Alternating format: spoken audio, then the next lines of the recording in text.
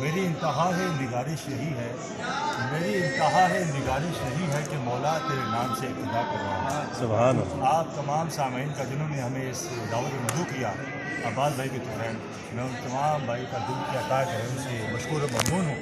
بالخصوص میر آف سیرچن حضرت علامہ مولانا سید ناصر حسین الموسوی صاحب کا، جن کی ابتدا میں ہم نے عمرہ ادا کیا اور زیارت ہماری چل رہی ہے۔ اور ساتھ ہی آپ تمام دوستوں کا ایک بار پھر میں بہت مشکور و ممنون ہوں۔ ابھی آپ لوگوں نے جس مقصد کے لیے عباس بھائی کے یہاں مدعو کیا، مولا کے آستانے پہ ہم روزے پہ موجود ہیں، ان کی مدح سرائی کریں گے۔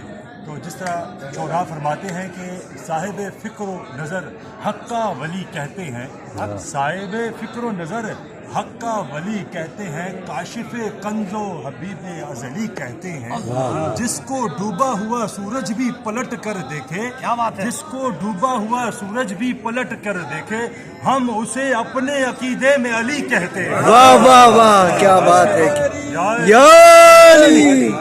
میں اس کے بعد بلا تمہید آپ لوگوں کے درمیان عباس بھائی کے درمیان حائل نہیں ہونا چاہتا۔ عباس بھائی سے گزارش ہے کہ خوبصورت کلام جو اس موقع کے مناسبت سے اس بہترین جو ہماری خواہش ہوتی ہے ہر مومن کی کہ مولا کے آستانے پہ آ کر سجدہ کرے اور اپنی تمام فریاد ان کے ہوش گزار کرے، تو میری گزارش ہے عباس بھائی سے بہترین سی منقبت۔ بالکل ادھر آنے کے بعد میں میرا رب کا شکر ادا کرتا ہوں کہ الحمدللہ کہ مجھ جیسے خطا کار، مجھ جیسے گناہ گار بندے کو حضرت علی کے آستانے کے سامنے، زری کے سامنے کچھ پڑھنے کا موقع ملا، جس کا میں سوچ بھی نہیں سکتا۔ واہ، اور یہ استادوں کی دعا ہے، والد اور والدہ کا دعا ہے، اور آپ کا شکریہ ادا کرتا ہوں۔ اور میں کلام پیش کرنے سے پہلے کچھ نعت کے کچھ اشعار بسم اللہ۔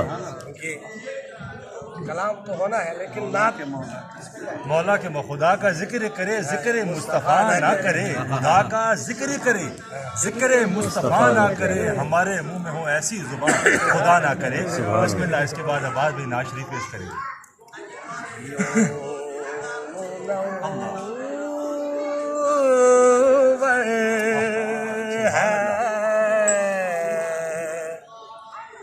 یہ دل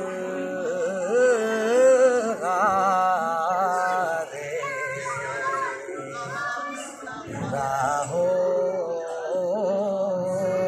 جیسے یوں منور ہے یہ دل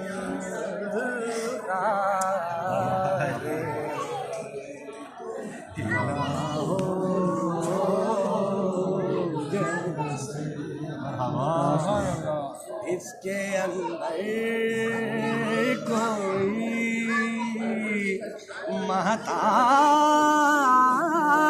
مہتاب رہا ہو جیسے منور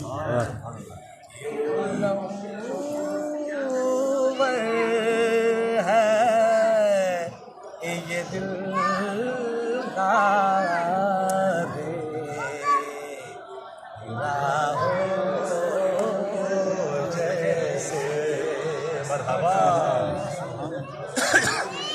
گنبد سبز ہے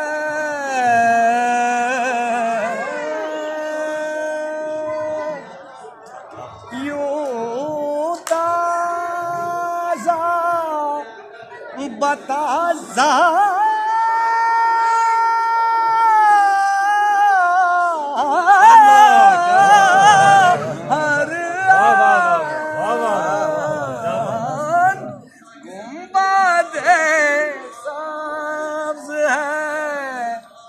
یوں تازہ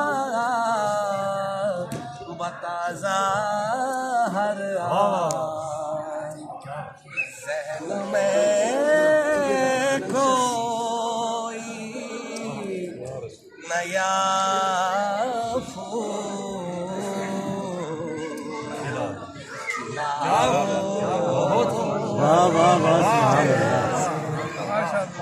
شعر پیش کرنا ہے، بہت خوبصورت شعر ہے۔